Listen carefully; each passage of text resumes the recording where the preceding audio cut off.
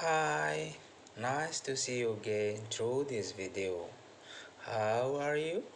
The fifth grade. Okay. On the second semester in academic year 2020 and 21, firstly, we learn together about, let me think. Can you find it? Because I trust in you, you can do this. Or you can find it around of you. Okay, yeah. Do you know what is it? Let me see. We talk about sport. Yeah, that's correct. Sports. What does it mean, sports? Okay, please follow me through this one. Okay, don't go anywhere. Oke anak-anak, untuk materi pertama kita di semester 2 ini yaitu berbicara tentang sport. Dan di buku modul kalian itu chapter 6 itu ada tulisan I like sport. Apa itu arti I like sport? Itu artinya saya suka olahraga. Nah, materi kita kali ini adalah berbicara tentang jenis-jenis olahraga yang kalian ketahui atau di lingkungan kalian berada. Dalam bahasa Inggris disebut kinds of sport. Kinds of sport itu artinya jenis-jenis olahraga, ya. Nah, apa saja olahraga-olahraga itu dalam bahasa Inggris? Kita simak ya. Yang pertama, nah dalam gambar itu kira-kira apa? Artinya anak, ada yang tahu bahasa Inggrisnya? What is this? What kinds of it is? It is a badminton. Ya, badminton artinya bulu tangkis. Next, how about this one? Bagaimana dengan yang ini? Jenis olahraga apakah itu? What is it? Ya, it is table tennis. Table tennis, ya, artinya tenis meja. Kemudian how about this one? Oh, it is tennis. Nah, yang ini adalah permainan tenis lapangan, ya. Berikut, how about this one? It is cycling. Cycling itu artinya bersepeda. Cycling. How about this one? Ada yang tahu ini? Ini artinya menyelam, ya. Menyelam. Nah, dalam bahasa Inggris disebut apa? Ada yang tahu? Ya, tentu saja ini artinya diving. Diving dalam bahasa Inggris. Kemudian yang ini, what kinds of sport this one? Jenis olahraga apakah ini? Ada yang tahu? Ya, mari kita lihat. Oh, it is swimming. Swimming. Next one. Nah, ini jenis olahraga apa? Ya, yaitu karate atau self defense. Self defense itu artinya bela diri, ya. Jadi olahraga bela diri. How about this one? It is soccer atau football, ya. Football. Kemudian how about this one? Ya, climbing. It is climbing. Ya, next. How about this one? What kinds of sport of this? It is volleyball.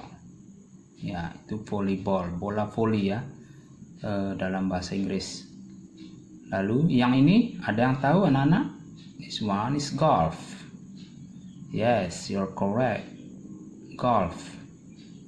How about this one? Memanah. Memanah itu dalam bahasa Inggris disebut archery. Archery. Kemudian, how about this one? It is surfing. Surfing. Lalu it is chess, olahraga catur, dan this one is baseball.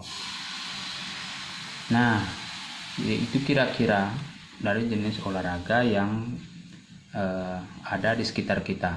Ya, masih banyak, ada boxing, ada basketball, ya, dan seterusnya.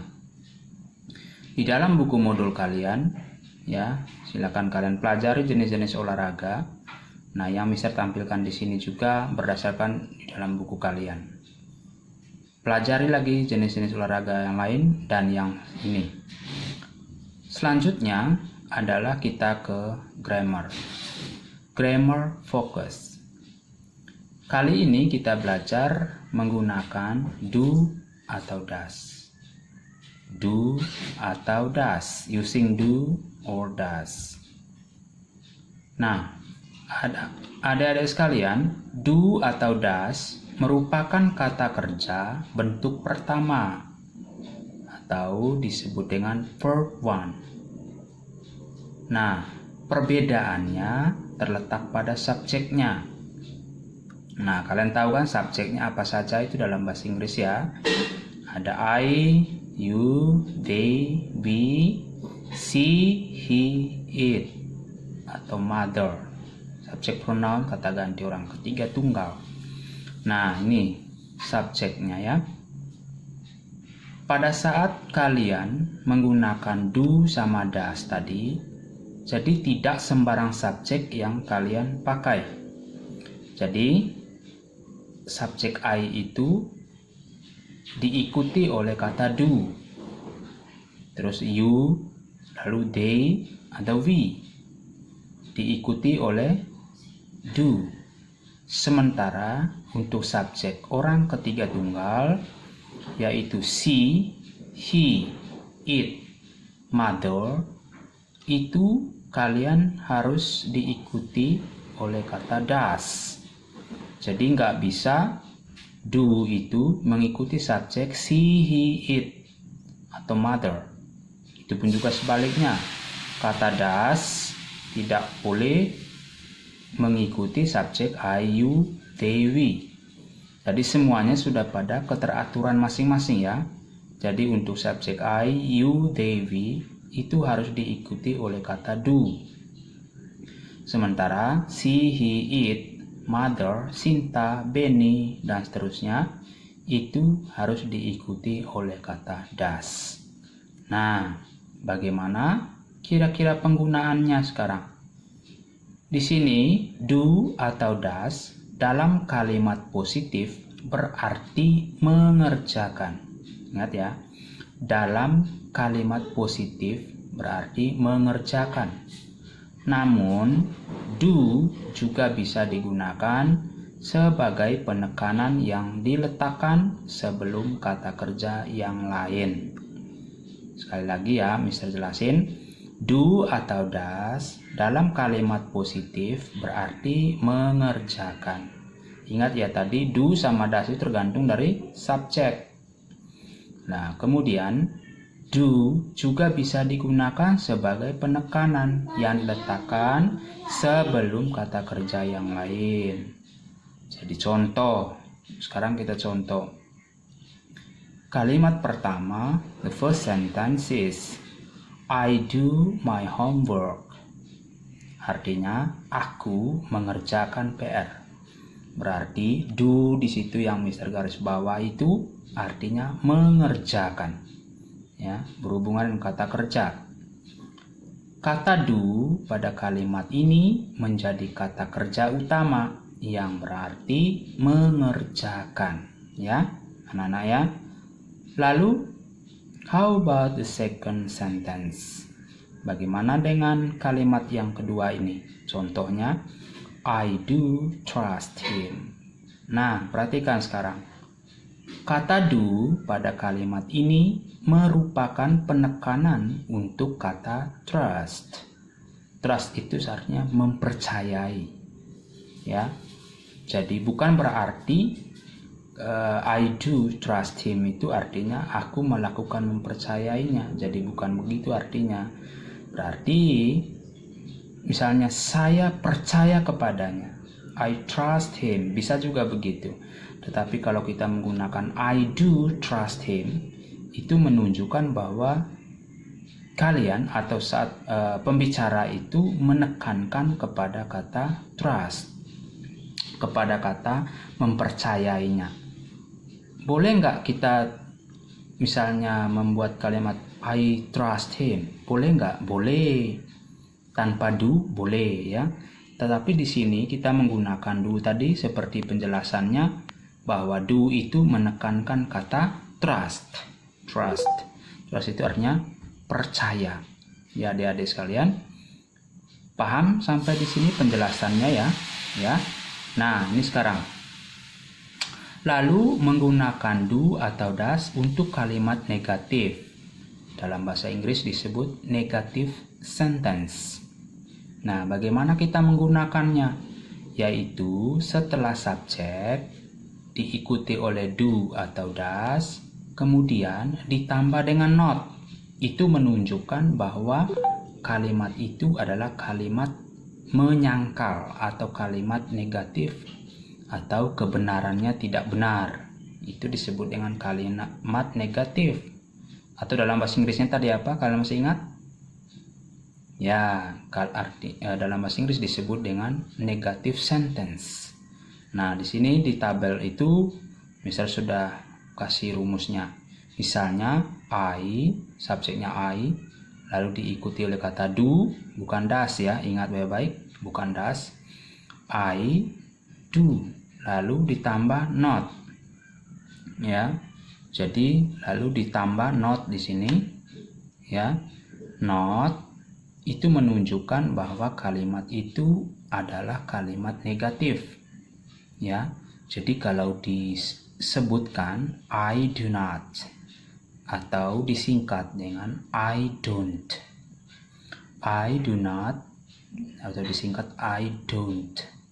Kemudian untuk subjek you ya, you berarti diikuti oleh kata do, lalu negatifnya not. You do not atau you don't.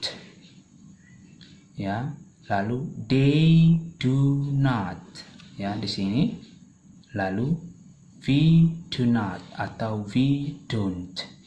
Nah, untuk subjek orang ketiga tunggal yaitu she, he, it, Benny atau mother dan sebagainya diikuti oleh kata does ya, kemudian not menunjukkan ciri khusus bahwa kalimat itu adalah kalimat menyangkal, kalimat tidak benar, negatif ya, tidak benar tentang keberadaannya. Lalu disebut di sini lengkapnya kalimatnya she does not atau she doesn't ya. Lalu he does not, he doesn't, it does not atau it doesn't, Benny does not, Benny doesn't ya. Nah, itu ciri khas dari kalimat negatif, yaitu ada tambah not setelah do dan does. Ya, ngerti ya? Paham sampai di sini? Lalu menggunakan using do atau does untuk kalimat interrogatif. Kalimat interrogatif itu artinya kalimat tanya.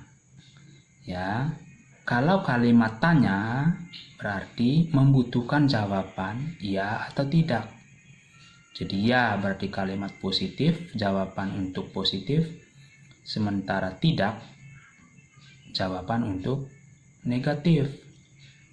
Nah, bagaimana format atau rumusnya dari kalimat interrogatif ini atau kalimat tanya ini? dengan cara meletakkan do sama das di depan subjek. Nah, jadi do dan das dulu, baru diikuti subjek ini. Ya, kemudian ya katakanlah ini tambahannya, pelengkapnya like. Like itu kan artinya suka ya. Mister kasih contoh aja di sini like. Nah, kalau sebenarnya kalau like di sini ada dua lagi cara bentuk penulisannya dan juga penyebutannya ya. Tergantung subjek, ada like atau likes. Tetapi khusus untuk do dan das juga materi hari ini saya kasih like dulu semua untuk semua subjek. Mengapa? Karena subjek itu sudah ada kata do dan das. Jadi untuk like untuk orang ketiga tunggal, subjek ketiga tunggal itu nggak perlu likes lagi. Jadi misalnya does he likes, bukan, tetapi sama sudah ya, dia sudah sama ya. Coba kalian lihat di buku modul kalian itu ya. Misalnya pertanyaan nomor 1 atau untuk subjek I, do I like misalnya football? Do I like football? Kira-kira apa artinya itu dalam bahasa Indonesia? Tentunya, apakah saya suka sepak bola atau apakah saya suka bermain sepak bola? Ya, berarti kalau orang itu bertanya kepada kalian, berarti ada jawaban tadi. Misalnya, ya, Anda suka. Jadi dalam bahasa Inggris disebut yes, you do. Jadi bukan yes I do lagi, karena orang yang bertanya tentang dirinya, dia bertanya kepada kita, membutuhkan jawaban dari kita. Ya, ini subjek I ini, dia membutuhkan jawaban dari kita. Berarti yes you do. Tapi kalau nggak suka, misalnya do I like football? Ya, kita menjawab no you don't. Itu pun juga seterusnya. Ya, do you like badminton? Do they like archery? Lalu do we like volleyball? Nah, ini untuk orang ketiga tunggal. Does he like diving? Does he like climbing? Does he like cycling? Does Mary like baseball? Nah, itu membutuhkan jawaban. Ya, anak-anak ya. Jadi contohnya misalnya I do not, untuk kalimat negatif ya, I do not atau I don't understand what she is talking about. Itu artinya kalimat negatif. Artinya saya tidak paham apa yang sedang ia katakan ya. I do not understand, I don't understand what she is talking about. Saya tidak paham, saya tidak mengerti apa yang sedang ia bicarakan. Lalu, does she like swimming? Itu kalimat interrogatif, kalimat tanya. Nah, seperti yang Mister jelas dari awal tadi, kalau seseorang bertanya, pasti ada jawaban. Nah, cara menjawabnya dari pertanyaan nomor 2 itu, does she like swimming? Yes, she does. Kalau enggak, no, she does not. Atau no, she doesn't. Jadi kalau mau diperlengkapi lagi, misalnya she likes apa? Misalnya kalau dia tidak suka berenang, mungkin dia suka volleyball gitu ya. Jadi misalnya no, she does not. She likes volleyball. Nah, kembali lagi likes tadi pakai s, bunyi desis ya, karena itu sudah subjeknya adalah orang ketiga tunggal ya. Tapi kalau sudah dahulu kata does, maka like itu nggak perlu lagi pakai s. Jadi nggak bisa does she like swimming, salah ya. Tetapi does she like swimming ya. Oke anak-anak, kiranya penjelasan Mister tadi itu membuat kalian paham ya tentang materi ini. Silakan ditonton berulang-ulang sampai kalian paham. Dan buatlah kalian kalimat sendiri yang kalian lakukan di rumah ya. Sekian materi kita hari ini, sampai jumpa di pertemuan kali berikut. Bye bye, dah.